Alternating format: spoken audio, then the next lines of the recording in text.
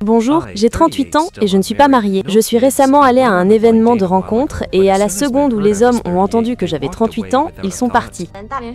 Les Leftover Women de Xiamen sont désespérées et commencent à offrir des maisons à des hommes. Et je ne rigole pas en disant ça.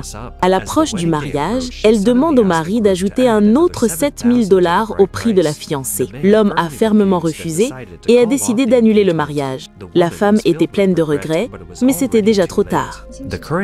Le marché des rencontres actuellement est très déséquilibré. Il y a bien plus de femmes que d'hommes.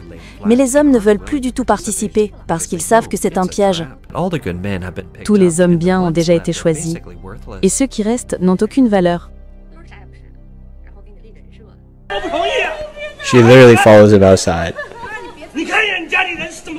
Bonjour à tous et bienvenue dans cette nouvelle vidéo. Alors aujourd'hui encore une fois et pour des raisons que vous comprendrez au fur et à mesure de la vidéo, on retombe dans l'un des pays me faisant le plus rire au monde actuellement, à savoir la Chine. À ce rythme-là, il va vraiment falloir que je rebaptise cette chaîne la section Chine ou un truc du genre. Plus j'en apprends sur ce pays, plus je ressens le besoin d'en parler. Il s'y passe beaucoup trop de trucs what the fuck pour juste les laisser arriver. Entre les femmes réalisant avec le temps pourquoi elles finissent en leftover women et décidant par désespoir de cause de baisser leurs standards à des niveaux jamais vus auparavant dans l'histoire des femmes modernes, le système de fraude assez élaboré qu'est devenu le marché du dating, et les tentatives d'escroquerie des familles des maris dont sont victimes les pauvres hommes désireux de se trouver une épouse, le marché du dating et surtout du mariage dans ce pays-là est dans un état catastrophique et ça, tout le monde commence à le remarquer. Quand vous en êtes au point où même les Japonais commencent à se foutre de votre gueule, c'est qu'il y a vraiment un truc qui va pas. Alors je propose déjà de commencer par écouter les dernières avancées en termes de mindset provenant de jeunes chinoises commençant petit à petit à comprendre que les hommes aussi, bien qu'ils soient plus nombreux qu'elles, peuvent également dire non, ce à quoi apparemment elles ne s'attendaient pas. Je pense que beaucoup de femmes nées dans les années 90 commencent à comprendre certaines choses.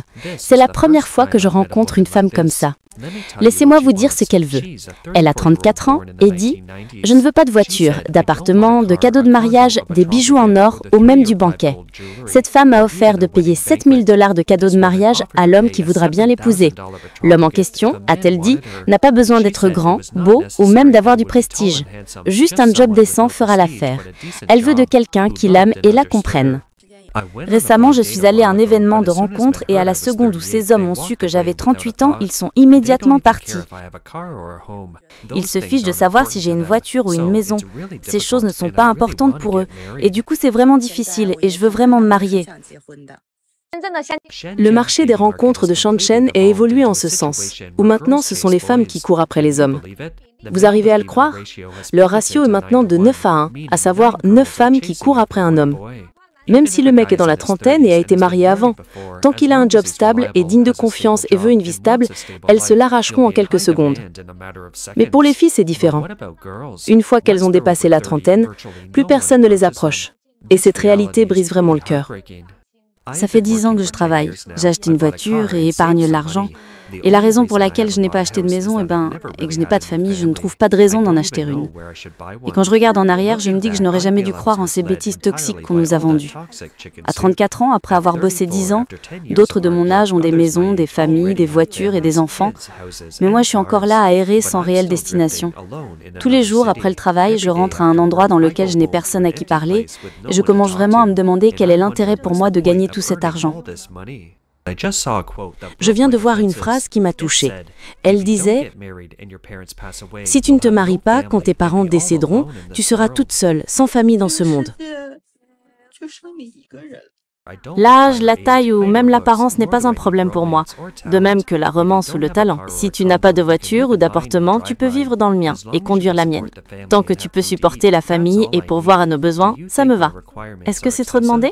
Bien, alors comme vous pouvez le voir mesdames et messieurs, les choses prennent un tournant assez intéressant. Des femmes comme celle que vous venez de voir, et il y en a de plus en plus sur les réseaux chinois, bien plus que je ne l'avais imaginé. Des femmes dans la trentaine, parfois plus jeunes, ne comprenant pas pourquoi c'est si dur pour elles de se trouver un partenaire de vie, alors qu'elles sont éduquées, qu'elles gagnent bien leur vie, etc. Alors déjà rien de surprenant du fait qu'en général, la majeure partie des jeunes célibataires chinois se retrouvent non pas en milieu urbain, mais rural, à cause du coût trop élevé de la vie en ville, des difficultés financières, etc. Là où la majeure partie des jeunes femmes célibataires se trouvent en milieu urbain, en de bonnes situations et un haut niveau d'éducation pour certaines, pas toutes. Donc déjà déjà de base ils vivent dans deux mondes différents. Mais également le peu d'hommes restants en milieu urbain avec de bonnes situations éduquées, etc. commencent à développer avec le temps une mentalité proche de celle des femmes chinoises modernes, en ce sens où ils ne désirent plus payer pour tout et n'importe quoi pour ces dames, et se faire escroquer par bon nombre d'entre elles au passage, et préfèrent même pour certains d'entre eux désormais, et c'est ce qui m'a le plus fait rigoler dans l'histoire, aller chercher leurs épouses soit dans ces mêmes zones rurales dans lesquelles se trouve justement la majeure partie des hommes célibataires, soit dans d'autres pays dans lesquels ils seront beaucoup plus susceptibles de se trouver une épouse, n'ayant pas été contaminés par la mentalité de gold digger affectant la majeure partie des femmes célibataires du pays, se trouvant justement en milieu urbain. Un homme de 36 ans de Shenzhen a récemment rejeté une femme de 32 ans pas mariée. Il m'a dit qu'il a 2 propriétés à Shenzhen, et quand je lui ai demandé pourquoi il a rejeté cette femme, il m'a donné 3 raisons. Déjà, à 32 ans, il y a des risques de fertilité. Ensuite, elle n'a qu'un brevet des collèges, ce qui serait embarrassant à montrer à ses amis. Et même si elle est jolie, après lui avoir parlé, j'ai réalisé qu'elle n'a rien de sophistiqué et pas d'élégance. Et enfin, elle vit sûrement de salaire en salaire et a dû dépenser beaucoup d'argent dans des biens de luxe. Ce qui veut dire qu'elle ne saurait comment vivre une vie décente. Et je recherche une femme capable de vivre une vie décente. Et beaucoup de femmes, et c'est le moins qu'on puisse dire, commencent vraiment à ressentir les effets de l'évitement de ces hommes. Elles se mettent de plus en plus à s'afficher sur les réseaux en proposant à des hommes non pas de payer une dette faramineuse, d'offrir des voitures et des maisons pour les épouser, mais plutôt l'inverse. Maintenant, c'est littéralement elle qui appelle ces mecs de zone rurale en disant « Eh, venez, je paie pour tout ce que tu as à faire, c'est être beau gosse et respecter l'union que tu formeras avec moi. » Bonjour, futur mari. Je suis ce que tu peux appeler une leftover woman. Si tu es OK avec ça, je ne veux pas de dot. J'ai déjà une voiture et un appart, mais tu dois accepter certaines conditions. Déjà, ne flirte pas avec d'autres. Ensuite, ne reste pas toute la nuit dehors. Et enfin, ne bois pas à te saouler. Prends soin de ton corps et respecte mes parents. Tu peux faire ça ? Il y en a même littéralement proposant à des mecs de signer des contrats, stipulant très clairement que si l'une des parties trompe l'autre partie pourra se casser avec toutes les possessions. Je suis née en 1989, j'ai 36 ans, pas mariée, pas d'enfant. Je te mets au défi de venir avec moi ta carte d'identité en main pour signer un certificat de mariage et un contrat qui empêche toute trahison de l'un de nous deux. Si tu me trahis, ne dis rien et va-t'en sans rien. Mais si je te fais du mal, alors la voiture, la maison et toutes mes économies sont à toi. Je partirai sans rien. Alors, partant ?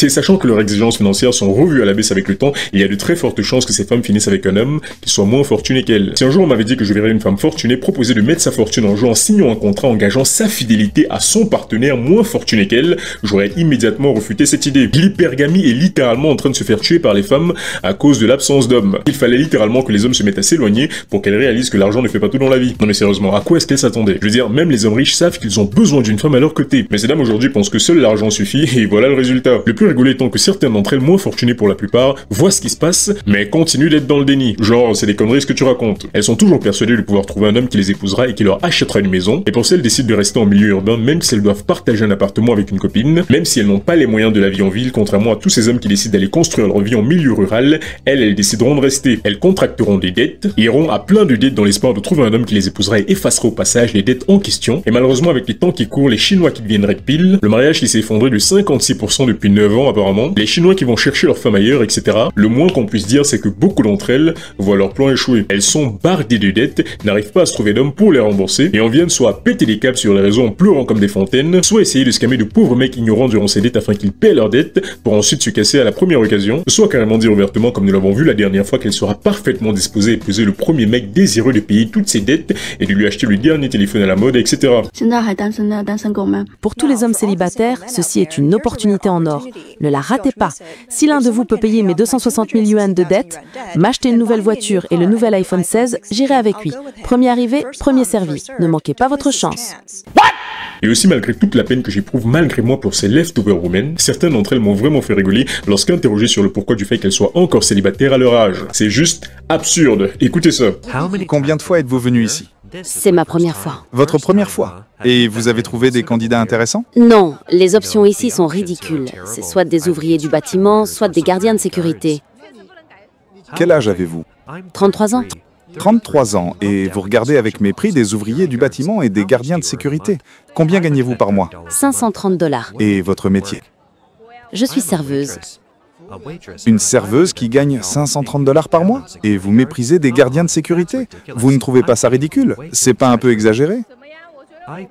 Je me sens comme très accomplie personnellement. Accompli, comment ça? À part mon salaire, je crois que j'ai d'autres talents. Je sais cuisiner et je suis attentionnée avec les hommes. Vous faites 530 $ par mois, ces ouvriers et gardiens de sécurité font 800 $ par mois. Vous êtes parfaitement compatibles. Alors pourquoi vous les regardez avec mépris? Je me dis juste qu'ils ne peuvent pas changer ma vie. Pourquoi serais-je avec eux? Je préfère encore vivre seule. Être célibataire veut dire que personne ne me dit quoi faire. Je me sens libre.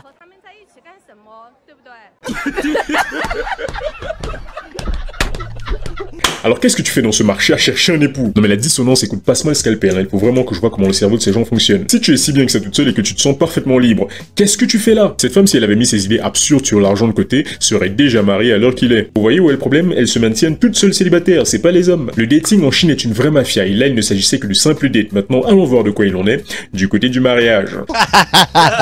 Alors comme vous le savez désormais, le mariage en Chine requiert très souvent de la part du marié une somme d'argent conséquente, voire très conséquente dans certains cas, qui fera office de dot. On parle ici de près de 350 000 yuan pour les plus coûteuses, avec les montants étant répartis en bagues en diamant, en frais de photo de mariage, en or, en frais pour entrer dans la voiture, c'est l'argent que tu paies pour que la mariée entre dans la voiture durant le mariage. Ensuite, les frais pour sortir de la voiture, c'est l'argent que tu paies pour que la mariée sorte de la voiture durant le mariage.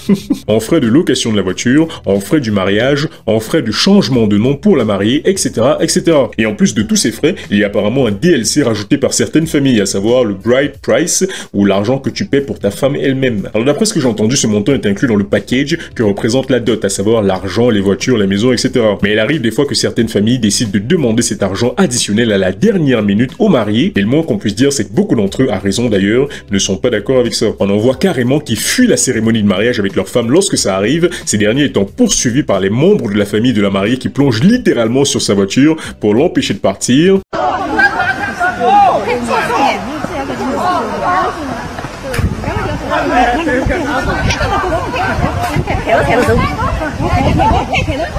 Cette vidéo montre un couple fraîchement marié s'échappant en voiture après que la famille de la jeune femme ait demandé un montant additionnel de 180 000 yuan en frais de la fiancée. Et vous pouvez voir dans la vidéo que l'un des membres de la famille de la mariée a même sauté sur la voiture pour l'empêcher de partir le jour du mariage. Et ce montant est additionnel aux 180 000 yuan demandés préalablement, ce qui fait un total de 50 000 $ convertis en frais de la fiancée. Certains même sont obligés, s'ils ne paient pas cette somme selon je ne sais quelle coutume à la con, de boire de l'eau ayant littéralement servi à laver les pieds de la mariée pour punition et s'il veut partir avec elle. Regardez ça. Cette vidéo nous vient de la Chine du Sud, avec un homme qui, le jour du mariage, s'est vu demander un montant additionnel de 600 000 yuan, en plus du montant qu'il a déjà payé. Et s'il ne peut pas payer cette somme, il doit boire de l'eau ayant servi à laver les pieds de la mariée. Pourquoi devrait-il boire ça? Je n'ai jamais entendu parler de ça avant. Si tu ne veux pas boire, alors sors 600 000 yuan tout de suite. Que je sorte 600 000? Oui, Donc si je ne sors pas 600 000, je dois boire l'eau de ses pieds. oui. Tu es en train de dire que ma sœur ne vaut pas 600 000. Si vous voulez 600 000, juste dites-le. Pourquoi me demander de boire ça? Like, he literally just crashes out. Like, look at that. Oh. 够了吧？啊，够不够？啊？干什么？干什么？干什么呀？什么干什么？为兄嘛。这个婚我也不结了。上。别走。Oh, here we go. 妈，都怪你们！看了吧，都怪你哥哥逼我的，逼我这人的。你放手！别走啊！别过来了。哎，你 Wow. 你妈都不同意。 She literally follows him outside. 你看一眼你家里人是怎么对我的。 Voilà, tu m'excuseras, je t'aime et tout, mais là, c'est hors de question. C'est quoi cette merde? Boire l'eau de tes pieds parce que ta famille a voulu m'escroquer? Sans leur famille de merde, beaucoup de ces filles seraient mariées à l'heure qu'il est. Certains ont carrément annulé leur cérémonie de mariage à cause de ce genre de conneries. Et je ne parle même pas de certains incidents avec la mariée à qui on ordonne de ne pas sortir de la voiture parce que les frais pour sortir de la voiture, justement, et réclamés à la dernière seconde, n'ont pas été payés. Dans cette vidéo, vous pouvez voir de quoi je parle quand je parle des frais pour sortir de la voiture. Elle ne bouge pas d'1 centimètre hors de la voiture. Elle ne veut pas. Et dites-vous bien que tous les invités sont déjà là et attendent. Cette femme a demandé la somme de 66 000 yuan pour sortir de la voiture. Ce qui a obligé les parents à intervenir, et ils n'avaient même pas cette somme. Ils ont été obligés de demander à des amis et membres de la famille pour pouvoir s'en sortir, pour que la mariée sorte de la voiture et continue avec la cérémonie. Même les Japonais en sont venus à oublier leur propre taux de naissance et le mariage merdique pour se focaliser sur la situation ridicule du dating et du mariage en Chine. Même eux n'arrivaient pas à croire les absurdités qu'ils entendaient. Ça coûterait quoi pour vous épouser? Une voiture, une maison, 500 000 yuan de frais de la fiancée. Et on parle ici du Japon, un pays où les mecs se marient avec des poupées. Si même eux en viennent à se moquer de vous, vous êtes vraiment dans la merde. Mais fort heureusement, encore une fois, elles ne sont pas toutes comme ça. Et certaines, Dieu merci, arrivent encore à tenir des raisonnements sensés et cohérents, et ont, grâce à leur sens de la logique et du dévouement, de vraie vie avec leur famille. Si vous vous mariez, le cadeau de mariage est-il pour vous ou pour vos parents? Je pense qu'aucun cadeau ne devrait être donné. Personne ne devrait le prendre. C'est pas comme si je vendais ma fille. Demanderiez-vous un cadeau de mariage? Non. Vous voyez, le montant pour ça est aujourd'hui de 20 000 à 40 000 $. Ça coûterait aux parents de la marier leur vie. Peut-être après que vous soyez mariés, tu peux leur rembourser le prêt qu'ils ont contracté pour le cadeau de mariage. En effet. Si l'amour est exprimé par les cadeaux de mariage, alors ce n'est que du business. Un mariage sans argent peut-il être heureux? Bien sûr, nous sommes ensemble depuis 7 ans et il n'avait pas d'argent à l'époque. Mais je suis heureuse parce que j'ai choisi mon mari sans question d'argent. Il était pauvre depuis le début jusqu'à ce que je le choisisse. De quoi d'autre devrais-je m'inquiéter? Je pense sincèrement que tant que deux personnes sont ensemble et partagent les mêmes buts, les choses ne peuvent que s'améliorer. Nous sommes ensemble depuis 7 ans et nous sommes passés de rien à un appartement, une voiture, des économies et un enfant adorable. Mon mari et moi, on ne se plaint pas si on manque d'argent. Nous établissons simplement des buts à atteindre et nous fonçons. Il sait ma contribution avec les enfants et la maison et je connais la sienne à travailler dur pour gagner de l'argent. Cette semaine, mon mari veut du porc frites et des piments verts et ma fille des œufs et de la tomate. Je cuisine, les enfants jouent ensemble et mon mari travaille dur. Le bonheur n'est-il pas d'être ensemble?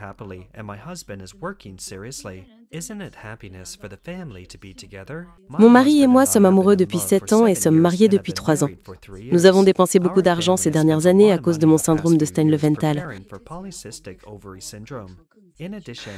Et après avoir quitté mon job sans indemnité, je suis retournée à une petite ville avec mon mari. Comparé à avant, notre vie est devenue un peu plus difficile, mais ce manque extrême d'argent n'a pas affecté notre mariage. Il travaille maintenant pour une compagnie logistique. Il y a 2 ans, il était mécanicien et cette année, il est devenu manager de son département. Parfois, je me sens vraiment coupable de le voir aussi fatigué et je m'en veux d'avoir cette maladie. Mais il me réconforte toujours en disant qu'il est là et que ça ira. L'argent est moins important que ta santé. Les jours difficiles finiront par passer.